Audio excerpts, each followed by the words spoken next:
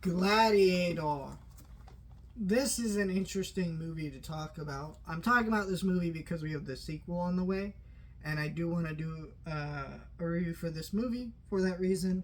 And also, I just noticed there's not a lot of great reviews for this movie on YouTube, which is really bizarre because this is a great classic movie that everybody knows. I work at a theater. We have a giant standee for Gladiator 2. People look at that standee and like, there's another one coming out? I'm excited. You know, people are going to see this sequel. It's going to make money. It's got a great cast. The movie looks amazing. So, like, it's kind of weird that no one's talking about Gladiator on YouTube in terms of film critics. I think that has a lot to do with YouTube really putting more focus towards... damn, my thing just fell over. Shit. I'm not going to cut this out. Anyways, Gladiator... is an older film, and YouTube really does a lot to make it so, newer movies don't really get the play, or older movies don't really get the play. It's mostly about what's newer and what's coming out now. I mean, that's why I try to focus on what's coming out now instead of older films, because I like to do both, and I try to do both, but it doesn't work out that way sometimes. Anyways, Gladiator.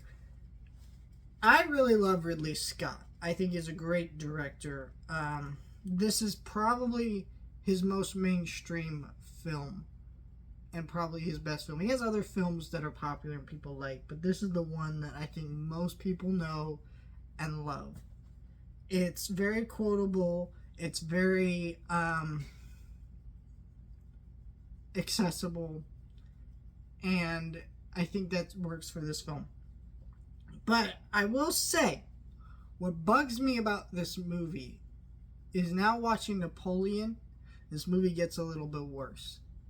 Because Napoleon, one of the big controversies with that Napoleon movie is that this movie, is not this movie, but Napoleon, it was a very historically inaccurate film, and Ridley Scott just kind of gave interviews being like, well, I don't care because it looks cool.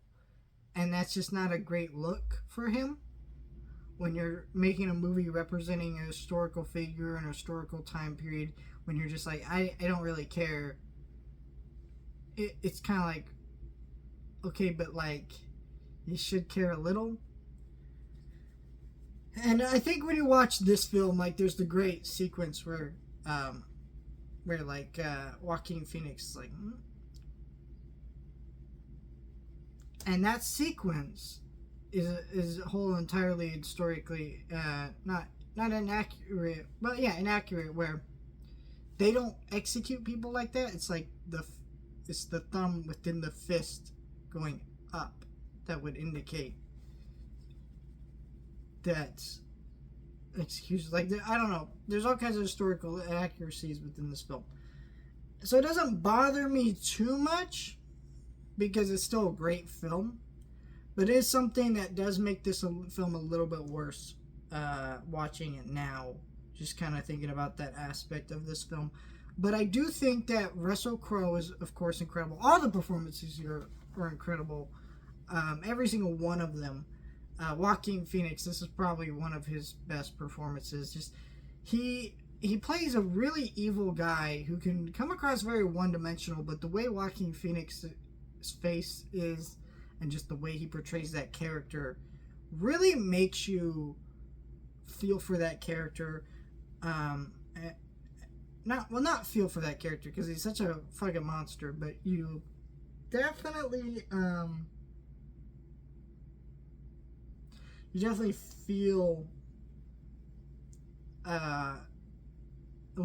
understand a little bit more about that character.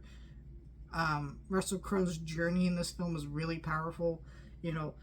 Just being a guy who was set up to be the next hero of Rome, and then thrown into slavery and having to find his way back and battle it out in the gladiatorial arena and what all that means. It's just a really powerful movie. The score to this film is pretty good. I don't think the score to this movie is as good as I remember it being, just because there's a couple moments I'm like, why is it playing Pirates of the Caribbean music?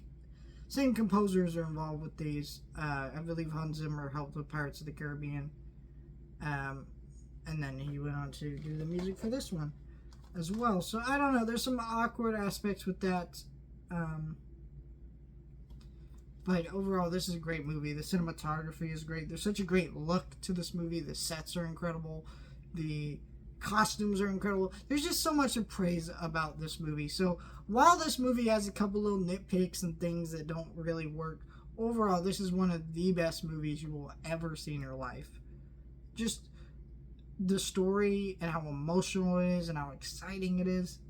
It's just great. Now, I did watch the theatrical cut, not director's cut, just because I'm short for time with things lately, so I went with the shorter cut. I don't think I've ever seen the director's cut, so let me know if there's anything unrated version, as it's called on this release here. So let me know if there's anything of note I should check out on that release. But I think if you're a Gladiator fan, you gotta check out this release.